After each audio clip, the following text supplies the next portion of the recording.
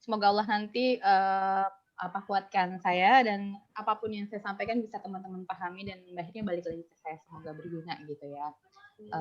Salawat beriring salam senantiasa tercurah kepada junjungan kita Rasulullah Nabi Sallallahu Alaihi Wasallam serta umat, dan semoga keberkahan juga tercurah ke teman-teman semua yang hadir hari ini, sudah meluangkan waktu gitu ya untuk menuntut ilmu, apalah istilahnya gitulah. Kita akan sharing bareng berkenaan dengan bagaimana kesehatan mental yang terjadi pada remaja dewasa ini, terutama di masa pandemi. Jadi saya kasih judul itu sebenarnya kesehatan mental pada remaja di masa pandemi. Mungkin biar up to date dengan kondisi sekarang. Padahal yang namanya mental health dan problem of mental health itu sepanjang usia peradaban itu akan ada, selalu ada ya, apalagi remaja yang katanya usia stress and storm. Wah, ini nanti kita bahas dengan pendekatan psikologisnya. Bener nggak sih? Saya sih nggak percaya gitu ya.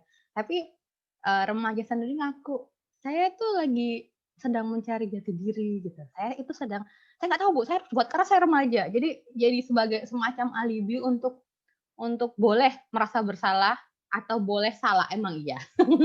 Sedikit banyak akan seperti itu. Saya akan screen share, bagikan materi yang ini akan sedikit tugas saya menyampaikan fakta dan nanti slide-nya formal, tapi lebih banyak nanti akan saya jelaskan by slide. Nanti kalau misalnya, ini gimana Mbak Aisyah, apakah nanti teman-teman boleh langsung bertanya open mic atau kita selesaikan dulu materinya atau gimana? Mungkin bisa habiskan teorinya dulu baru bisa bertanya. Iya. Gitu ya. Jadi saya manut sama moderator nih ceritanya. Kalau di ruangan kelas saya biasanya saya akan bilang, nggak paham langsung open mic. Silahkan potong pembicaraan saya setelah saya selesai tanda titik gitu. Bismillah ya. Saya coba share screen.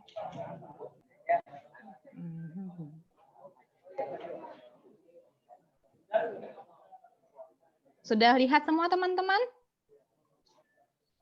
Sudah lihat semua? Oke, kita mulai. Kemarin 10 Oktober itu diinisiasi sebagai Hari Kesehatan Mental Sedunia, yang kemudian dirilis juga oleh WHO bahwa ada 1 miliar orang yang hidup dengan gangguan mental. Nah, ini nanti akan kita bedakan antara, saya akan ajak teman-teman untuk lebih kritis dan membedakan antara orang dengan gangguan mental dan orang dengan gangguan kejiwaan. Jadi ada dua terminologi yang sebenarnya ini berbeda. Namun kebanyakan orang itu menyamakan. Nah, kebanyakan lagi kalau di tempat kita itu cenderung untuk menganggap ini sebuah masalah yang simple. Padahal sejatinya masalah mental itu adalah masalah gunung es. Jadi dia sifatnya laten. Kalau fisik kita sakit ada gejalanya panas gitu ya, panas di atas 30 derajat itu teman-teman sudah dikatakan febris atau demam. Mungkin ada teman-teman kedokteran di sini itu bisa sebut gitu ya, ada saya dengar gitu. Nah, kalau masalah mental itu sesuatu yang susah untuk kemudian diungkap secara perilaku, diungkap secara nyata di dunia nyata gitu. Yang kita bisa amati adalah perilakunya. Susah ketika kita akan memahami bagaimana isi pikir. Isi pikir itu apa? Ini kamu tuh sedang mikirin apa sih gitu kan? Apakah kemudian cara berpikirmu itu sinkron? Apakah itu realistis? Itu namanya isi pikir yang ada di dalam diri individu. Nah, kebanyakan ini saya yang jadi host ya? Aisyah, maaf deh, ini saya yang jadi host. Oh iya, benar. Oke. Oh iya benar. Soalnya ada yang minta admit dari tadi. Oh ya. Nah, kalau WHO menyebut ada 1 miliar orang hidup dengan gangguan mental, it means 1/7 ya, 1/7 dari total populasi dunia. Bayangin, 1 miliar dari 7 menjelang 8 miliar manusia di muka bumi. Sebanyak apa? Banyak banget, Bu. Dan itu tersebar di seluruh dunia. Dan 3 jutanya dilansir oleh WHO itu meninggal karena alkohol setiap tahun. Setiap tahun loh ya, ada 3 juta manusia yang meninggal karena alkohol. Dan 1 orang itu meninggal tiap 40 detik karena kasus bunuh diri. Ini sempat saya angkat di seminar waktu di Selika, pokoknya di Samarinda lah, saya angkat jadi topik utama tentang bunuh diri dan prevensi untuk bunuh diri.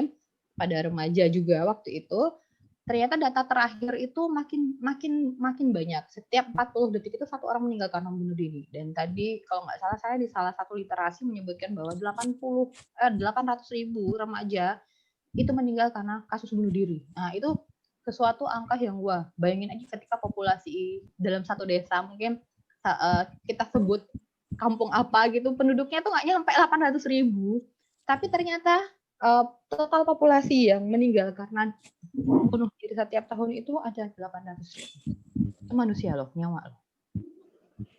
Walaupun ada yang bilang 1 itu kematian dan 100.000 kematian itu adalah statistik, tapi itu nyawa gitu ya. Dan ternyata parahnya lagi 75% dari penderita gangguan mental ini tidak mendapat pengobatan yang layak. Ya. Kondisinya akan beda ketika kemudian kita berhadapan dengan COVID ini yang dilansir oleh Badan Statistik Pusat. Nanti kita akan jelaskan. Nah, saya berusaha buat nyari data terbaru ketika saya diminta Tari untuk ngisi ini, tapi ternyata belum publish. Jadi saya pakai data tahun lalu yang saya kumpulkan. Nah, di Indonesia sendiri 15,8% keluarga itu hidup dengan penderita gangguan mental, ya.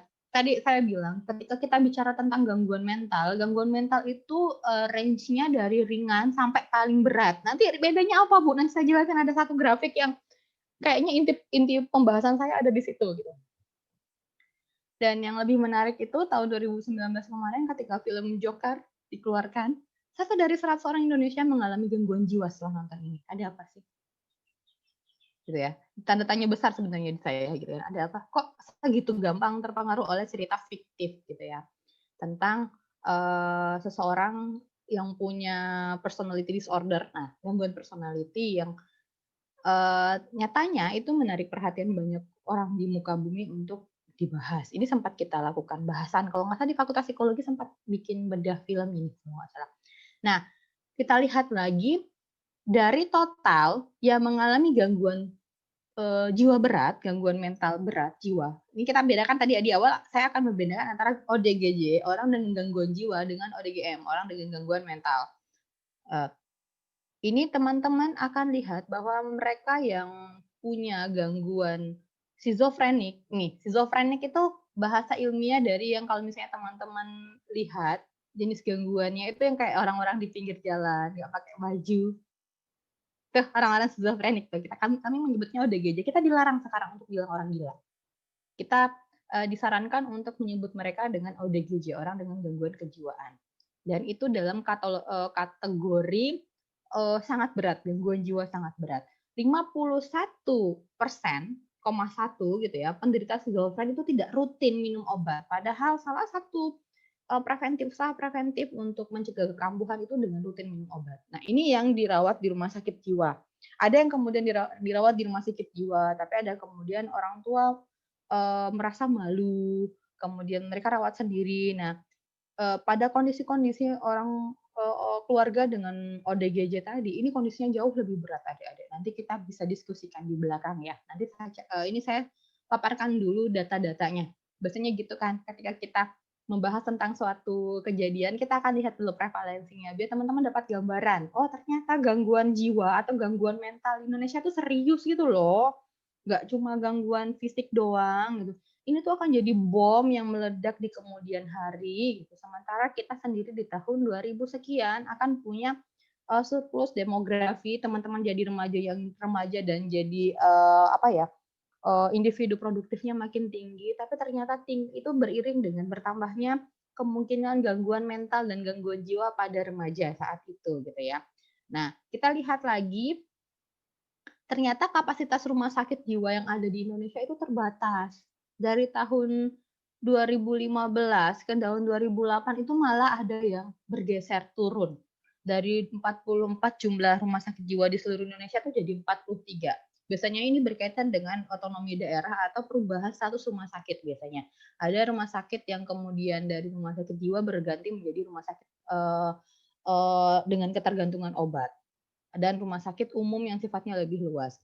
Nah, sementara kapasitas tempat tidurnya kita lihat bahwa orang-orang yang dirawat dengan gangguan jiwa berat, ini kita lagi ngomongin gangguan jiwa berat ya, nanti ngomongin yang enak-enak dan ringan-ringannya di belakang. Saya takutin dulu teman-teman. Gangguan jiwa berat itu yang tadi kita sebut dengan schizofrenik itu, ada yang dirawat di rumah sakit jiwa. Nah, pada tahun 2015 kapasitas tempat tidurnya itu ada 10 ribuan. Bandingkan jika kemudian 51,1% dari total populasi, 15,8% dari 300 juta itu ada berapa? Itulah dengan keluarga dengan yang mengalami gangguan mental. Jadi setiap satu keluarga itu punya 15,8% gangguan mentalnya. Nah, namun kalau kita bandingkan dengan jumlah tenaga medis kejiwaan, baik itu psikologi klinis, psikolog klinis maupun psikiater gitu ya. Kalau kita merujuk pada Undang-Undang Kesehatan Jiwa, siapa yang disebut tenaga kesehatan jiwa itu adalah psikiater, psikolog klinis, sudah disebut secara nyata psikolog klinis, kemudian ditambah dengan perawat kejiwaan, perawat khusus jiwa gitu ya. Itu jumlah psikolog klinis di seluruh Indonesia tuh tidak lebih dari 1.500. Sementara psikiater jauh lebih sedikit. Ya, teman-teman bisa bayangkan bagaimana kualitas dengan jumlah tenaga medisnya saja, teman-teman bisa lihat bagaimana kualitas kesehatan mental di Indonesia. Kalau satu psikiater di Indonesia itu melayani 3 sampai 400 ribu orang, berapa yang harus kami layani? Psikolog klinis layani. Padahal psikolog klinis ini jatahnya tuh malah lebih banyak dari psikiater. Psikiater itu biasanya mereka nggak mau kalau masih cuma neurotis, gangguan neurotis atau gangguan fisiologis itu. Mereka biasanya langsung rujuk obat gitu atau ke psikolog dulu gitu. Nah, limpahan-limpahan itu yang kemudian ditangani oleh psikolog-psikolog klinis. Dan di Indonesia psikolog klinis itu tidak lebih dari 1.500. Bandingin coba dengan 300 juta penduduk Indonesia. Berapa yang harus? 1 banding berapa? Nah, parahnya lagi, orang-orang yang udah menyelesaikan pendidikan spesialis ini ngumpulnya di kota-kota besar, Adik. Akibatnya pelayanan kesehatan mental tuh jadi nggak merata. Lulusan tiap tahun itu banyak untuk magister profesi. Kalau misalnya saya sedikit cerita bagian prosesnya, siapa tahu nanti ada yang tertarik untuk jadi psikolog gitu ya. Ada yang kuliah di psikologi belum di sini? Nggak ada. Ini masih muda semua Kak Aisyah. Berapa nih usianya Aisyah? 18. 18. Semester awal ya? Terakhir. Iya, masih semester awal. Semester awal atau remaja akhir atau semester awal. Ketika untuk mendapat gelar psikolog, itu kami harus menyelesaikan S1 psikologi plus S2 magister profesi, yang artinya itu double degree. Teman-teman harus menyelesaikan magisternya dan mendapat gelar profesi. Jadi ada 2 tingkatan ujian. 1 ujian profesi, 1 ujian kemagisteran. Dan itu juga nggak serta-merta dapat gelar psikolog, gitu ya. Teman-teman harus sumpah profesi dulu, dapat STR untuk bisa praktek. Jadi sedikit gambaran bahwa sedikitnya nakes kesehatan mental di Indonesia itu makin membuat pelayanan kesehatan mental di Indonesia tuh jadi amburadul ya. Apalagi tadi yang saya bilang, numplaknya tuh di kota-kota besar. Coba teman-teman, kalau nggak salah saya di Tarakan sendiri tuh hanya ada 8 kalau nggak salah psikolog klinis yang tergabung di HIMSI ya. Yang tergabung di HIMSI. Mungkin banyak tapi nggak gabung gitu loh. Jadi kami nggak bisa data, Sementara di HIMSI sendiri kita punya induk profesi sendiri untuk psikologi klinis namanya IPK, Ikatan Psikolog Klinis, dan di situ untuk Kalimantan Timur salah satu yang paling tinggi. Kemarin kan masih gabung nih Kaltara. Kaltara kalau nggak salah IPK-nya masih gabung ke Kaltim. Jadi ada sekitar 56 psikolog klinis yang ada di Kalimantan Timur, dan itu salah satu yang paling tinggi di Indonesia. Ya, bisa bayangin gimana misalnya teman-teman ketemu di Papua, kemudian nggak usah bayangin deh, di Tarakan sendiri yang saya sebut tadi hanya ada 8 psikolog klinis yang harus nanganin, kalau disamaratakan pelayanannya itu 8 banding sekian juta penduduk di Tarakan gitu ya. Jadi udah terkaget-kagetnya ya dengan data tentang kesehatan jiwa. Oke, kita lanjut ke selanjutnya. Ini kenapa nggak bisa di-share ini? Nah, kalau kita lihat tadi, ternyata di kondisi pandemi itu makin menambah jumlah ketakutan dan rasa khawatir individu untuk berinteraksi, dan ini menimbulkan permasalahan psikologis tersendiri ya. Mulai dari gangguan fisik yang kita sebut dengan psikosomatis sampai gangguan mental yang sifatnya sedang. Kalau berat, saya belum dapat laporan apakah kemudian ada gangguan mental berat, tapi ke arah neurotik menjelang psikotik itu ada. Ya, jadi gangguan menjelang gangguan berat itu ada, tapi seberapa banyak ini baru berjalan 1 semester gitu ya, kondisi ini masih berjalan 1 semester.